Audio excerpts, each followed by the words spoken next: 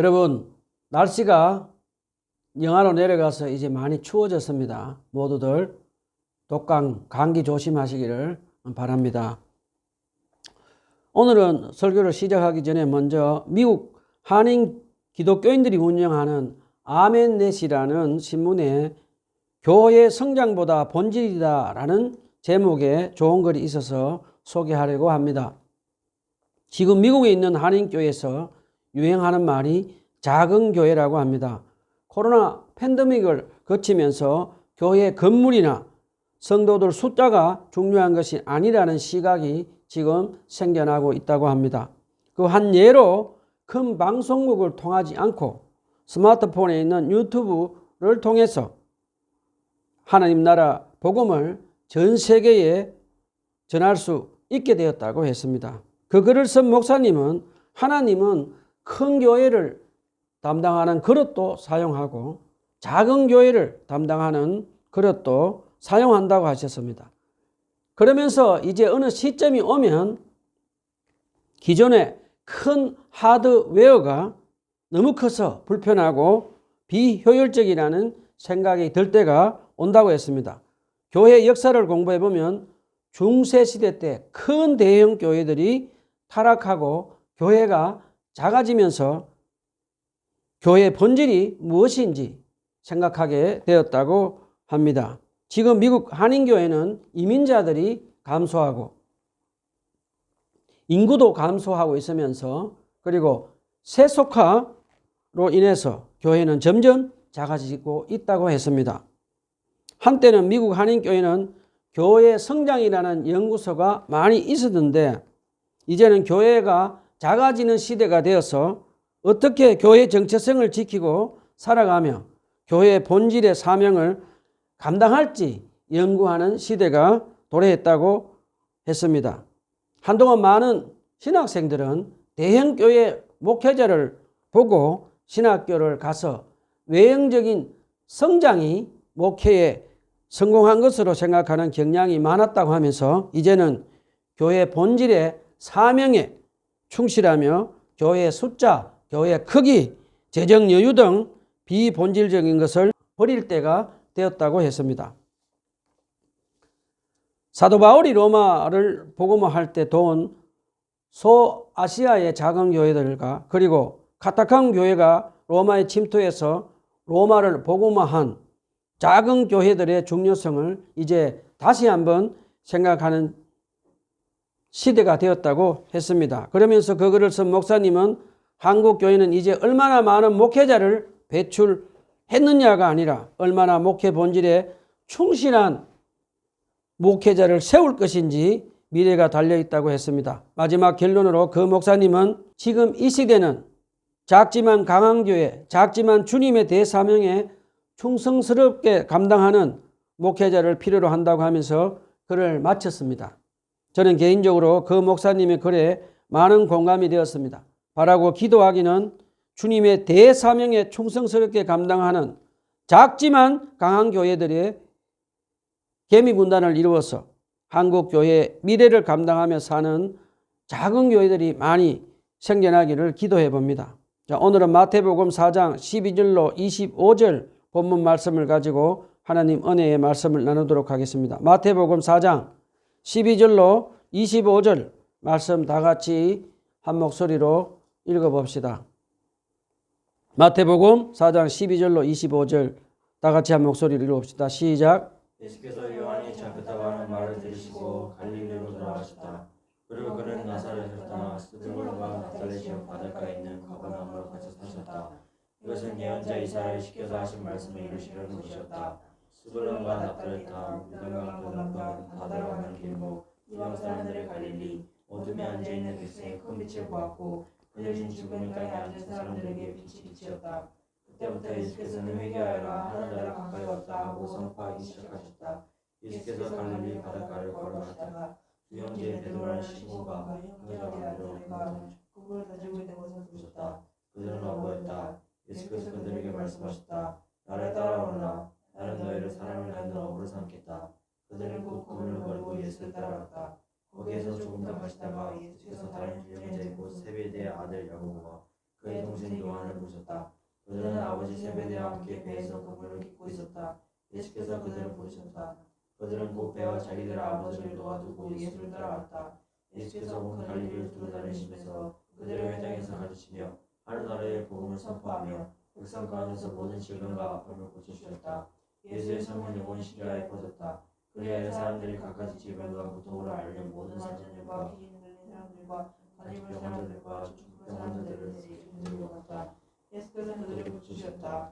그리하여 갈릴리와 데가볼리와 예루살렘과 유대와 요단과 건너편으로부터 많은 무리가 예수를 따라왔다.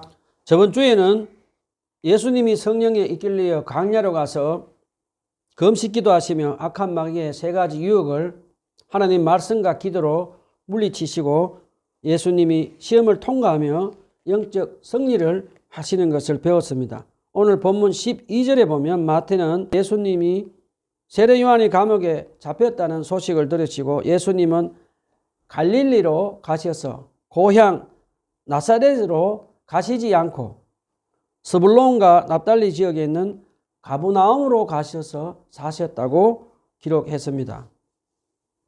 우리 먼저 세례 요한이 왜 감옥에 잡혔는지 우리 한번 알아봅시다. 세례 요한은 그 당시 헤롯 안티파스 왕이 그의 남동생 부인을 강제로 빼앗아서 결혼하는 것을 보고 세례 요한은 헤롯 안티파스에게 불의한 짓을 한다고 강력하게 그의 죄를 지적합니다.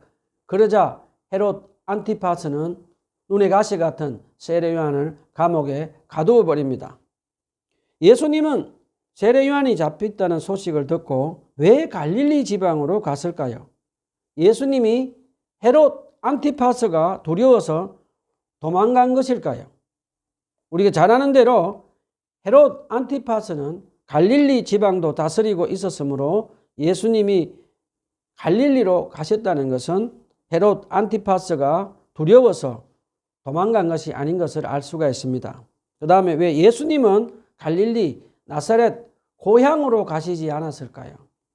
누가복음 4장에 보면 예수님의 고향 나사렛 사람들은 예수님을 그들의 메시아로 믿지 않고 예수님이 메시아라고 하자 죽이려고 한 것을 보면 예수님이 왜 나사렛 고향으로 가시지 않았는지 알 수가 있습니다. 자, 그럼 왜 예수님은 굳이 갈릴리 지방에 있는 가버나움으로 가서 사역을 시작하셨을까요? 마태는 그 대답을 본문 14절에서 가르쳐 줍니다.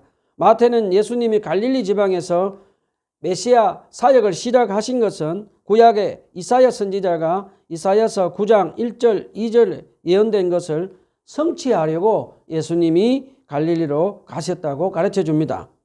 이사야 선지자는 갈릴리 지역을 어떻게 예언했습니까? 본문 15절 16절에 보면 이사야 선지자는 스불론과 납달리 땅 요단강 건너편 바다로 가는 길목 이방 사람들의 갈릴리라고 하며 어둠에 앉아있는 백성이 큰 빛을 보고 그늘질 죽음의 땅에 앉은 사람들에게 빛을 주셨다라고 예언을 했습니다.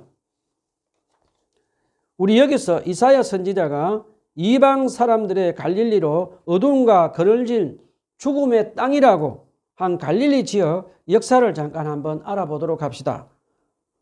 구약성경 여호수아 20장 7절에 보면 가나안 땅을 이스라엘 백성들이 정복한 후에 하나님은 여호수아를 통해서 갈릴리 지역을 스불론과 납달리 그리고 이사갈, 아셀 네 지파에게 땅을 분배해 줍니다.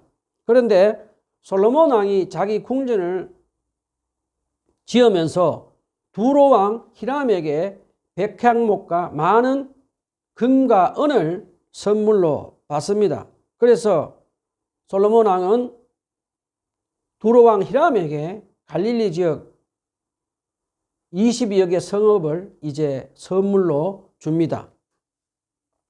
하나님이 이스라엘 사람들에게 주신 그 땅을 교만한 솔로몬 왕이 두로 왕 히람에게 선물로 주면서 이제 갈릴리 지역에 이방인들의 손길이 미치기 시작하고 그 후로 갈릴리 지역은 바벨로니아, 바사, 애굽, 수리아 그리고 아수르 등 이방 나라들에게 정복되면서 갈릴리 사람들은 포로로 이방 나라들로 붙잡혀가기도 하고 이방 사람들이 갈릴리로 들어와서 살기도 합니다.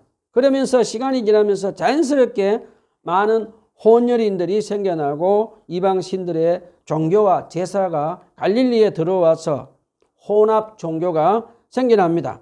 그래서 유대인들은 이방인들의 갈릴리라고 하며 갈릴리 사람들을 무시하고 차별하며 갈릴리에서 무슨 하나님의 선지자가 나오겠냐라고 하며 영적인 무시를 합니다.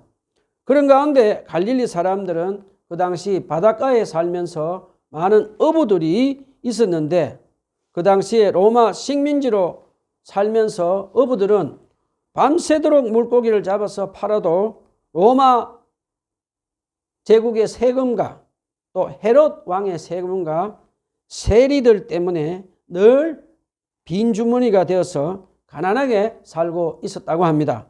갈릴리 사람들은 로마 제국으로부터 무시와 차별을 받으며 같은 동족인 유대인들로부터 무시당하며 가난하게 살아가며 흑암과 그늘진 죽음의 땅에서 절망 가운데 죄에 눌려서 살아가고 있었습니다. 자, 이제 때가 되어서 예수님은 암흑과 죽음의 땅 갈릴리에서 죄짐에 눌려 죽어가며 절망 가운데 살아가던 가난하고 병들고 소외된 사람들에게 예수 그리스도를 믿고 구원받고 천국에서 영원한 생명을 받아 누리는 큰 구원의 빛을 비춰주시려고 회개하라 천국이 가까이 왔다라고 천국 복음을 전하시며 이사야 선지자의 구약 예언을 성취하시는 모습을 마태는 우리에게 가르쳐 줍니다.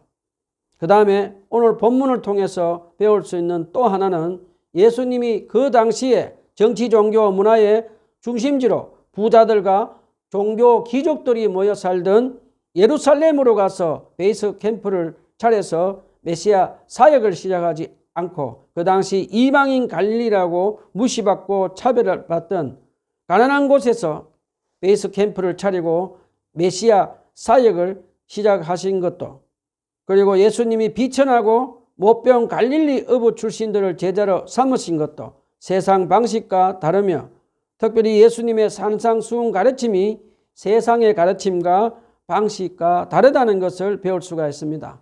저와 여러분도 세상의 방식과 가르침을 따르지 말고 예수님의 가르침과 방식을 따라가며 살아갔으면 좋겠습니다. 자, 우리 다시 본문으로 돌아갑시다. 예수님이 구약의 이사야 선지자 예언을 성취하며 회개하라 천국이 가까이 왔다라는 말씀을 한번 알아봅시다. 회개하라 천국이 가까이 왔다라고 예수님이 갈릴리 사람들에게 전파하신 이 말씀은 세례 요한이 외친 말과 동일합니다. 그런데 세례 요한은 천국을 전파하며 주의 길을 예배하는 자였고 예수님은 광야에서 악한 마귀의 유혹을 물리치시고 승리하신 예수님은 천국의 주인으로 죄를 회개하고 천국으로 인도하시는 분이시므로 세례 요한과 예수님의 차별이 있음을 우리에게 가르쳐 줍니다. 예수님이 광야에서 악한 마귀를 물리치며 시작된 이 천국은 예수님이 악한 귀신들을 물리치시며 천국은 이 땅에 이루어진 것을 확인해 주며 예수님이 십자가에 죽으시고 부활하심으로 천국은 절정에 달하게 됩니다. 그리고 이 땅에 이루어진 천국은 예수님의 재림하실 때 새하늘과 새 땅에서 천국은 완성될 것이라고 요한계시록에서 우리에게 가르쳐 줍니다. 저와 여러분은 우리 주위에 있는 분들 중에 아직 예수 그리스도를 믿지 않고 암흑과 죽음 가운데 죄에 눌려서 사는 분들에게 죄를 회개하고 예수 그리스도를 믿고 구원받고 성령으로 거듭나서 천국에서 영원한 생명을 받아 누리도록 계속해서 천국 복음을 전하며 사는 저와 여러분이 되었으면 좋겠습니다. 자, 그 다음에 본문 18절에 보면 천국 복음을 갈릴리 사람들에게 전하시던 예수님은 이제 예수님의 천국 복음을 계속해서 이어나가서 전파할 제자들을 부르십니다. 예수님은 갈릴리 어부 출신 안드레와 베드로 형제와 요한과 야고보 형제 4명을 선택해서 제자로 삼으십니다. 예수님은 갈릴리 바닷가를 다니시면서 천국 복음을 선포하시며 안드레와 베드로가 바닷가에서 물고기 잡는 것을 보시고 그들을 불러서 이제 제자로 삼으십니다. 예수님은 안드레와 베드로가 부지런히 그물을 내리며 어부 일을 열심히 하는 것을 보면서 자기 일에 성실하게 하는 것을 보고 베드로와 안드레를 제자로 삼으신 것을 우리가 추측할 수 있습니다. 그 다음에 예수님은 어부 일을 하며 서로 형제가 동력하는 것을 보면서 예수님이 앞으로 세울 교회에서 함께 동력하는 사역자로 쓰임받는 가능성을 보시고 그 두 사람을 제자로 삼은 것을 우리에게 가르쳐 줍니다. 그런데 마태는 베드로와 안드레가 언제 예수님을 처음 만났는지 자세하게 연대선으로 기록하지 않았습니다. 요한복음에 보면 예수님이 세례 요한에게 세례 받으신 후에 유대 지방에서 사역을 하실 때 그 당시 세례 요한으로 삶을 살아가고 있던 안드레가 예수님을 만나고 베드로를 예수님께 데려와서 소개한 적이 있는 것을 기록했습니다. 세례 요한의 제자로 잠깐 살던 요한도 예수님을 만나는 것으로 요한복음에서는 가르쳐 줍니다.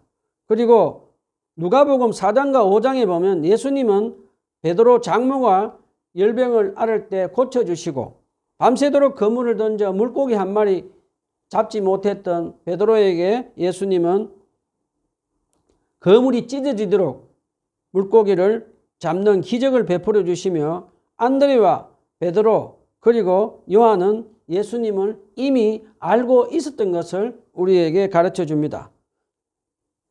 예수님이 그동안 알고 있던 안드레, 베드로, 요한, 야고보 이 네 사람을 바닷가에서 어부로 일하는 곳으로 찾아가셔서 이제 정식으로 예수님이 그 4명 어부들을 제자로 삼으신 것을 우리에게 가르쳐 줍니다.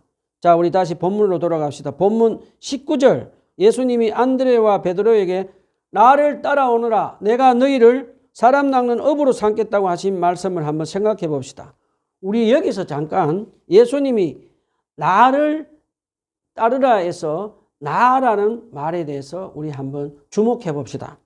우리가 잘 아는 대로 예수님은 말씀으로 천지 만물을 창조하신 하나님이시며 하나님의 아들로 이 세상 만물을 다스리시는 하나님이십니다. 창조주 하나님이신 예수님이 지금 나를 따르라고 안드레와 베드로에게 말씀하시고 계시는 것을 우리에게 가르쳐 줍니다. 베드로와 안드레에게 창조주 하나님이신 예수 그리스도께서 나를 따르라고 하신 이 말씀의 뜻은 자기들의 삶의 주인으로 예수님을 모시고 살으라 그러면서 따르라는 뜻입니다. 나를 따르라 내가 너희를 사람 낚는 업으로 삼겠다라고 예수님이 베드로와 안드레에게 말씀하시자 그 두 형제는 그물을 내버려 두고 용기 있게 예수님을 이제 따라갑니다. 그리고 본문 21절로 22절에도 보면 요한과 야고보도 부모를 떠나서 예수님을 따라갑니다. 나를 따라오너라 내가 너희를 사람 낚는 업으로 삼겠다고 하신 예수님의 말씀을 듣고 용기 있게 따라온 베드로에게 예수님이 어떻게 베드로를 사람 낚는 업으로 만드셨는지 한번 우리 알아봅시다.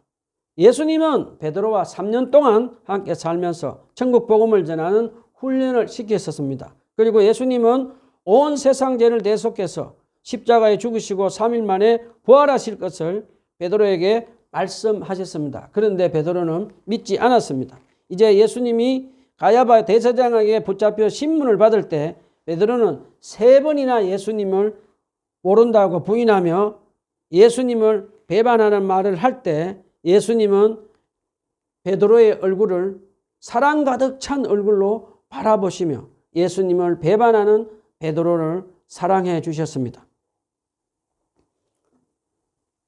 그 다음에 이제 예수님이 십자가에 죽으시고 3일 만에 부활하셔서 예수님을 배반한 베드로를 찾아서 예수님은 다시 갈릴리 바닷가로 베드로를 찾아오셔서 내가 나를 사랑하느냐라고 3번이나 질문을 하시면서 예수님이 베드로를 변함없이 사랑하는 것을 베드로가 깨닫게 하시며 베드로를 치유해 주셨습니다. 예수님의 변함없는 사랑을 경험한 베드로는 더 이상 실패자가 아니었습니다. 예수님은 실패한 베드로를 변함없는 사랑으로 일으켜 세우시고 오순절날 성령님을 보내주셔서 베드로가 성령 세례를 받고 천국 복음을 전하게 하며 예수님을 믿지 않는 영혼들을 구원해서 천국에서 살도록 사용하셨습니다. 그리고 예수님은 그에게 필요한 영적 축복도 주셨지만 검소하게 사는 베드로 사도에게 많은 재정을 관리하게 해서 가난한 사람들과 특별히 과부들에게 물질을 나눠주는 일도 하게 하셨습니다. 예수님은 거문을 버리고 용기 있게 예수님을 따라온 베드로가 예수님을 배반하고 믿음에서 실패한 베드로를 예수님은 변함없는 사랑으로 베드로를 다시 일으켜 세우시고 천국 복음을 전하며 사람 낚는 업으로 살도록 끝까지 책임져 주셨습니다. 우리 여기서 잠깐 질문을 한번 해봅시다. 지금 여러분 중에 예수님을 따라가다가 가난 때문에 또는 질병 때문에 깨어진 관계 때문에 사람 낚는 업으로 살지 못하고 계시는 분 계십니까? 여러분, 예수님은 여러분의 사정을 다 알고 계십니다. 믿음에 실패한 베드로를 예수님은 변함없이 사랑하시며 다시 이렇게 세우시고 사람 낚는 업으로 살도록 베드로 사도를 끝까지 책임져 주셨습니다.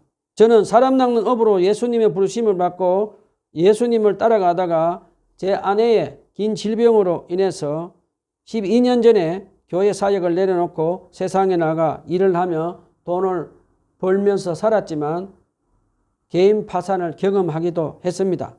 그리고 사람들과의 관계도 멀어지며 살게 되었습니다. 그렇지만 저는 저희 가족들과 가정 예배를 드리면서 살고 있었습니다. 3년 전 어느 날 주님께서 다시 주님을 따르며 천국 복음을 전하라는 사람 낚는 업으로의 소명을 다시 일깨워 주셔서 3년 전부터 저는 작은 교회를 지하방에서 시작해서 하나님 나라 복음을 전하며 살고 있습니다. 그런데 주님께서는 제가 주님을 따라가며 사람 낚는 업으로 천국 복음을 계속 전하자 주님은 저에게 필요한 모든 것을 책임져 주셨습니다. 사랑하는 여러분, 믿음에 실패한 베드로를 변함없는 사랑으로 다시 일으키시고 사람 낚는 업으로 살게 해주신 주님께서 여러분에게 지금 나를 따르라 사람 낚는 업으로 삼겠다라는 예수님의 말씀하시고 계십니다. 나를 따르라 사람 낚는 업으로 삼겠다는 주님의 음성을 들으시고 다시 한번 주님을 따라 사람 낚는 업으로 살면 주님께서 여러분에게 모든 것을 책임져 주시는 것을 믿으시기를 간절히 부탁드립니다. 자, 우리 다시 본문으로 돌아갑시다. 마태는 예수님이 갈릴리에서 제자들을 부르신 후에 예수님이 갈릴리에서 사역하신 것을 기록했습니다. 본문 23절에서 예수님은 첫 번째 하나님의 말씀을 가르치신 티칭, 그 다음에 천국 복음을 설교하며 프리칭, 병든 자를 치유하신 힐링에 대해서 기록했습니다. 예수님은 3가지 사역에 집중하고 계신 것을 마태는 우리에게 가르쳐 줍니다. 그런데 예수님의 사역을 가만히 묵상해 보면 예수님은 3가지 사역 중에 항상 사람들에게 먼저 하나님 말씀을 가르치시고 천국 복음을 설교하신 다음에 가난한 병자들을 고쳐주신 것을 마태는 우리에게 가르쳐 줍니다. 자, 우리도 예수님처럼 가난하고 병든 사람들에게 먼저 하나님 말씀을 가르치고 천국 복음을 설교하며 병든 사람들을 위해 기도하고 치유하며 예수님의 모범을 따라서 사역을 해야겠습니다. 복음서에 보면 예수님이 가난한 사람들과 병든 사람들을 바라볼 때 사용한 독특한 단어가 하나 있습니다. 한국말로 번역된 불쌍히 여기다, 연민으로 번역되어 있는 이 단어 원어는 헬라어로 스플랑크니 조마이라는 단어입니다. 이 단어의 뜻은 창자가 찢어질 듯한 아픈 사랑으로 바라본다는 뜻입니다. 예수님은 가난한 사람들과 병든 사람들을 바라보실 때 마치 창자가 찢어질 듯한 아픈 사랑을 마음으로 불쌍히 여기시며 병든 사람들을 치유하신 것을 가르쳐 줍니다. 자, 이제 예수님이 가난한 병자들을 창자가 찢어질 듯한 아픈 사랑의 마음으로 불쌍히 여기며 귀신들을 내어쫓고 아픈 병자들을 치유하신다는 소문이 나자 갈릴리와 시리아, 데가볼라와 예루살렘까지 퍼져서 가난하고 병든 사람들이 구름대처럼 예수님께 몰려오고 또 몰려온다고 마태는 본문 25절에 기록했습니다. 우리 여기 잠깐 질문을 한번 해봅시다. 왜 가난하고 병든 사람들이 예루살렘 산헤드린 최고 종교 지도자들에게 찾아가서 병을 고쳐달라고 하지 않고 갈릴리에 사는 예수님께로 찾아왔을까요? 그 당시 예루살렘 산헤드린 최고 종교 지도자들은 로마와 협잡해서 예루살렘 성전에서 나오는 막대한 돈과 정치, 종교, 권력을 한 손에 거머쥐고 기득권을 누리며 살면서 그들은 하나님을 사랑하지도 가난한 사람들, 병든 사람들을 사랑하지 않은 악한 사단의 자식들이었습니다. 예루살렘 최고 종교 지도자들은 11조를 내지 못하는 가난한 사람들과 병든 사람들이 성전에 와서 하나님께 기도하고 예배드리지 못하도록 막아버렸습니다. 특별히 병든 사람들이 성전에 와서 하나님께 기도하고 예배드리지 못하도록 정결법을 만들어서 합법적으로 병든 사람들이 성전에 올 수 없도록 막아버립니다. 그래서 가난하고 병든 사람들은 성전에서 쫓겨나서 아웃캐스트들이 되어서 이리저리로 떠돌아다니다가 예수님이 가난하고 병든 사람들을 사랑하고 불쌍히 여기며 병자들을 고쳐주신다는 소문을 듣고 예수님께로 가난하고 병든 사람들이 구름대처럼 몰려온 것을 우리는 배울 수가 있습니다. 우리 한국 교회사를 보면 예수님의 모범을 따라서 산 믿음의 선배들이 있습니다. 일제 식민지와 6.25 전쟁을 겪은 후에 우리 가난한 한국 교회 선배들은 마치 예수님이 창자가 찢어질 듯한 아픈 사랑으로 가난하고 병든 사람들을 불쌍히 여기며 성령의 능력으로 천국 복음을 전하며 병든 사람들과 귀신 들린 사람들을 치유하며 고쳐주며 살았습니다. 그런데 요즘 한국 교회를 두고 세상 사람들은 가난한 사람들은 교회로 갈 수가 없다고 한다고 합니다. 헌금을 하지 못하고 11조를 못 내면 눈치가 보여서 교회에 갈 수가 없다고 한다고 합니다. 그리고 세상 사람들은 병이 들면 교회 가서 기도받는 것은 생각도 하지 않는다고 합니다. 얼마나 가슴이 아픈지 모르겠습니다. 우리 다시 한번 한국교회 믿음의 선배들이 마치 예수님처럼 창자가 찢어질 듯한 아픈 사랑으로 가난한 사람들과 병든 사람들, 귀신들을 들린 사람들을 불쌍히 여기며 성령의 능력으로 그들에게 천국 복음을 전하며 병든 자들, 귀신 들린 사람들을 위해 기도하며 치유한 것을 본받으며 살아가는 저와 여러분이 되었으면 좋겠습니다. 사랑하는 형제 자매 여러분, 우리도 예수님처럼 항상 창자가 찢어질 듯한 아픈 사랑의 마음으로 가난하고 병든 사람들을 불쌍히 여기는 마음으로 가득 차도록 기도하고 또 기도하고 기도해야겠습니다. 말씀을 정리합시다. 사랑하는 형제 자매 여러분, 저와 여러분은 예수님처럼 창자가 찢어질 듯한 아픈 사랑의 마음으로 가난한 병든 사람들을 불쌍히 여기며 성령의 능력으로 가난하고 병든 사람들에게 천국 복음을 먼저 전하며 병들도 치유하며 우리의 모든 것을 책임져 주시는 예수님을 따라가며 계속해서 사람 낚는 업으로 살아갑시다. 기도합시다.